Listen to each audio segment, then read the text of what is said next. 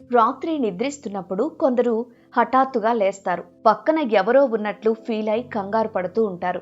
నిద్రలో ఎవరో గొంతు నులిమినట్లు భయపడుతుంటారు, అరిచేస్తూ ఉంటారు. ఈ పరిస్థితిని నైట్ టెర్రర్ అని అంటారు. ఇది ఒక రకమైన స్లీప్ డిజార్డర్ గా నిపుణులు చెబుతున్నారు. నైట్ టెర్రర్ వచ్చేందుకు కారణాలేంటి, ఏం చేయాలి అనే విషయాలు ఇక్కడ తెలుసుకోండి. నైట్ టెర్రర్ కు గురైన సమయంలో ఆ వ్యక్తి పూర్తిగా మేల్కొనరు, కానీ భయంతో వణికిపోతారు. ఉదయం లేచాక ఆ విషయం గురించి స్పష్టంగా గుర్తుండదు. ఇది ఎక్కువగా చిన్న పిల్లల్లో కనిపిస్తుంది. కొందరు పెద్దల్లోనూ తరచూ ఇలా జరుగుతూ ఉంటుంది. మానసిక ఒత్తిడి, ఆందోళన, అలసట, నిద్రలేమి దీనికి ప్రధాన కారణాలు అని నిపుణులు చెబుతున్నారు.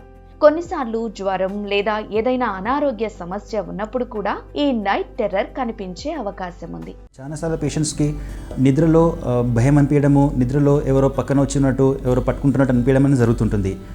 ఆర్ఎం స్లీప్ డిజార్డర్ అంటాం మనం.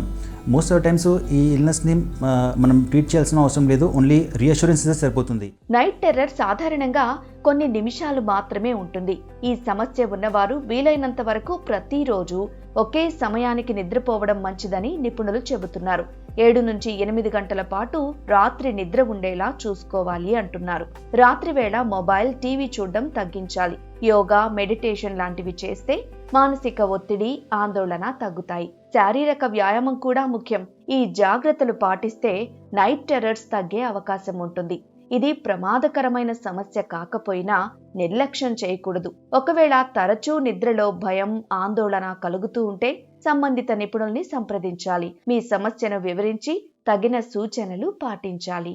మోస్ట్ ఆఫ్ టైమ్స్ ఈ ఇల్నెస్ని మనం ట్రీట్ చేయాల్సిన అవసరం లేదు, ఓన్లీ రీఅష్యూరెన్స్ సరిపోతుంది.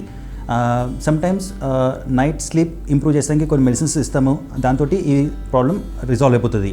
But suppose there is an emotional distress ఉంది, దేర్ ఈస్ సంథింగ్ బ్యాక్గ్రౌండ్లో ఏమైనా యాంగ్జైటీ అండ్ డిప్రెషన్ ఎలిమెంట్ ఉందంటే దాన్ని అడ్రస్ చేయాల్సిన అవసరం ఉంది.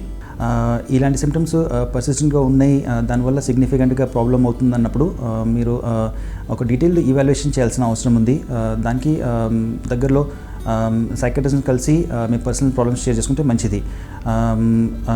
Definitely has to be evaluated and then addressed. This problem has to be addressed.